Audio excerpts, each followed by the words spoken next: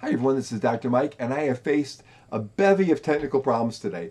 My old Mac Pro has crashed a couple of times. My little light here has died on me, and I had to dig around and find a battery. Then my wife decided to do laundry next door, and it sounded like we were in a battle zone. So, hey, I'm doing the best I can today. I'm trying to look at that camera so you have better eye contact with me. It's very difficult for me to do it because, well, it just is. So I'm doing my best. Anyways, today's talk is, what do you do when you have a passion for photography but you don't have the budget? So let's say you're a person who really wants to become either a strong enthusiast or a professional photographer, but you don't have the five, eight, $10,000 it's going to take to get premium equipment. Is there any solution for you? And of course, the answer is yes. Now, normally when I tell someone to buy a camera, I say, think about the system. Do you want mirrorless? Do you want a DSLR? What brand do you want? Because the lenses and all that you're buying will be used in the future. Well, today I want you to not think about that because we're going to look at buying a camera as a tool. And this is a tool, a teaching tool that you may keep for a year. You may keep it for the next 10 years. It might serve all of your needs, but it's something that is going to be disposable, and you can move into a different system if you choose to. And the reason is that this is going to allow you to spend the least and to get the most. So the first thing that I would suggest is for that first camera, that first really high-end camera, I would like you to buy a mid-range or higher DSLR. Not a mirrorless camera, but a DSLR, because you'll be able to get one cheaper. So you can actually go back a number of years, even 8 or 9 years from now, and get a really superior camera that does fantastic photography or makes fantastic photographs that's that old, because that particular technology is mature. Now, you're not going to get as many megapixels, but you don't need them. You're not going to get as good of a focusing system, but you can get a really awesome focusing system that's great for sports or anything that you want to use it for. So here's some examples. So here is a classic camera. This is the Canon 7D. Now, this camera was very expensive when it came out. It is a great action camera, a great all-around camera, but you can get this on eBay now for a little bit over $400 without the lens. Here's another great camera. Actually, this is one of my all-time favorite cameras. This is a Nikon D300S. Now, the Nikon D300 is even less expensive. It doesn't have video, but we're talking about photography here, so we're not thinking about video, we're thinking about photography. You can get this camera for, what did I write down here somewhere? I saw one for $250 for a D300. So let's say you didn't want this, you wanted something else. You could get a D90, which is a very capable camera, 12 megapixels, which is more than enough, for under $200. I've seen those. You can get a D7000 series, like 7000, 7100, 7200 for not very much money. You can get a Canon version, like a D60 or 70, depending on which model, for reasonably priced. And any of those cameras will serve you very, very well, because they're going to have all the technical abilities that you're going to need to try a wide variety of photography. And by wide variety, if you want to become an enthusiast, I'd say you want to go out there and you want to do sports photography and try it out, and do macro photography, and do portrait photography, and do landscape photography, and do architectural photography, and whatever else you want to do. You want to get out there and do that stuff, because it's with practice that you learn how to use the controls, and you can really get the most out of your camera. So one reason to get an old DSLR is because it's going to give you superior performance at a very low cost. The other thing is that these DSLRs are just loaded with controls. So yes, I have a wonderful Sony A7 mirrorless full frame camera. It takes beautiful pictures. It's very customizable, but a lot of the controls are like C1, C2, and you have to remember, was C1 white balance or was it ISO? I don't remember. I just have to fool around with it. And if you're learning photography, you don't want that. You want to have these controls labeled and accessible for you, so you can play around with them and say, well, what would it be like if I tried different white balances on this photo that you're just experimenting with, or different ISOs? What is that going to do to the photograph?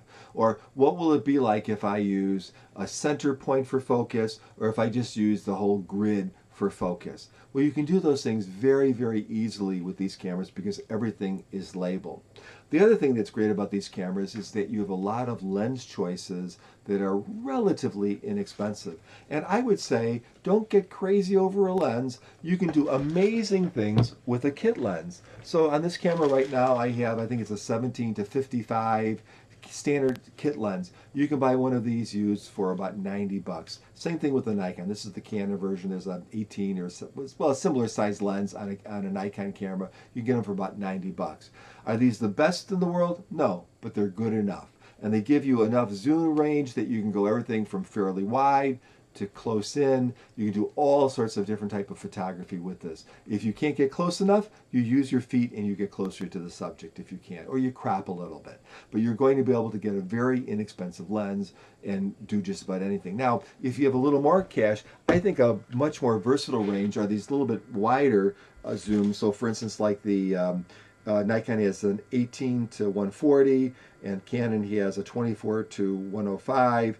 These are, and there's other lenses like that. These lenses give you a little more range, and they're going to give you a little more flexibility if you want to take like kids on the soccer field and that kind of stuff. So if you can afford that, great. But if you can't, get the cheap lens. And this is what you should start out with. You should start out with just, this is actually a prime on this one, but pretend, with a simple zoom, your nice camera. And the great thing about these cameras is they have flashes. Now people tell you, oh my goodness, you can't use the built-in flash.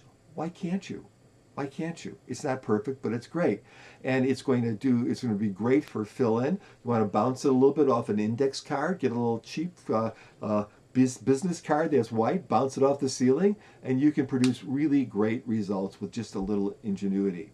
Well, how about if you want to do macro shots? Well, yes, you can buy a $1,000 macro lens. That's awesome. Or you can get some cheap extension tubes and just push the lens out a little bit and get closer into your subject. So by using creativity, you can learn all of the basic functions of the camera and you can refine things. And then you just go out and you take tons of pictures. And you might want to say, okay, today I'm going to study macro photography. Just go out there and take 1,000,000 macro pictures.